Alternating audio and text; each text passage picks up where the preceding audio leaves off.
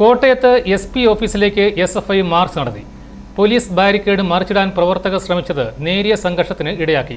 തുടർന്ന് മാർച്ചിന് നേരെ പോലീസ് ജലപീരങ്കി പ്രയോഗിച്ചു. ഇന്നലെ തിരുവനന്തപുരത്ത് SFI നേതാക്കൾക്കും പ്രവർത്തകർക്കും നേരെ പോലീസ് നടത്തിയ ലാത്തിചാർജിൽ പ്രതിഷേധിച്ചായിരുന്നു മാർച്ച്.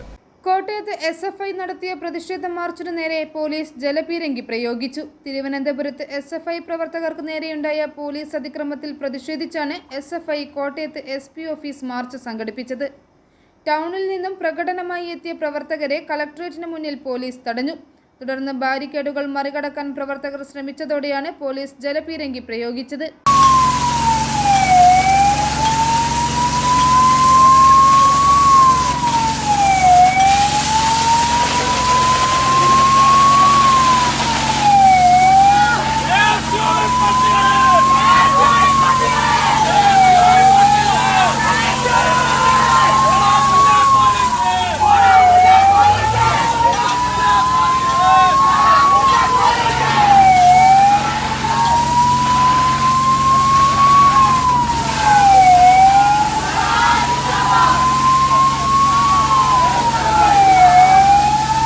അമ്പതോളം പ്രവർത്തകർ പ്രതിഷേധത്തിൽ പങ്കെടുത്തു. രാവിലെ നടത്താനിരുന്ന പ്രതിഷേധ പരിപാടി ആളില്ലാത്തതിനെ തുടർന്ന് ഉച്ചയ്ക്ക് ശേഷമാണ് നടത്തിയത്.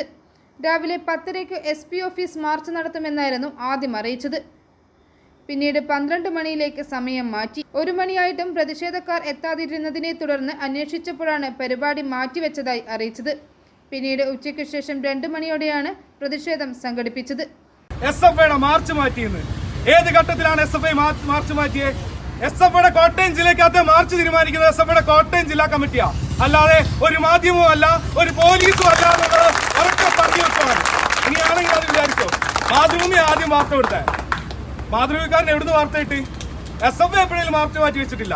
ജില്ലക്കകത്തെ സഹാക്കളോട് ഒരു ഘട്ടത്തിൽ പോലും മാർച്ച് മാറ്റി വെച്ചായിട്ട് പറഞ്ഞിട്ടില്ല. പക്ഷെ വാർത്തയെ ഞങ്ങൾ സ്ക്രോൾ ചെയ്യുമ്പോൾ കാണുന്നത് കോട്ടയത്തെ മാർച്ച് മാറ്റിയത്. ഞങ്ങൾ തന്നെ ഞെട്ടിപ്പോയി. കാരണം ഇവിടുത്തെ മാധ്യമങ്ങളാണോ SFIയുടെ കോട്ടയം ജില്ലാ കമ്മിറ്റി എന്ന് എനിക്കൊരു സംശയം തോന്നിപ്പോയി. ആ നിലയിലേക്കാണ് ഇവിടുത്തെ മാധ്യമങ്ങൾ ഉൾപ്പെടെ ഇടപെട്ടുകൊണ്ടിരിക്കുന്നത്. ഇത്തരം വിദ്യാർത്ഥികളെ ആക്രമിച്ച് കീഴ്പ്പെടുത്താൻ വേണ്ടിയിട്ട് പോലീസും ഒരു ഭരണകൂടവും നിൽക്കുമ്പോൾ അതിന് കടപിടിക്കാൻ വേണ്ടിയിട്ട് ഈ മാധ്യമങ്ങൾ ഒരു ഘട്ടത്തിൽ നിൽക്കാൻ വേണ്ടിയിട്ട് പാടില്ല. എല്ലാ കാലത്തും ഈ സമരം ഏറ്റെടുത്തിട്ടുള്ളത് നമ്മൾ ഈ സമരം ഇവിടെ കൊണ്ട് അവസാനിപ്പിക്കുകയല്ല. പറഞ്ഞു വെച്ചുപോലെ ഇതൊരു സൂചന മാത്രമാണ്.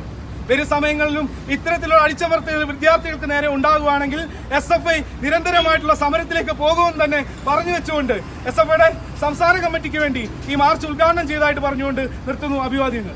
i4 news, Ettumanoor.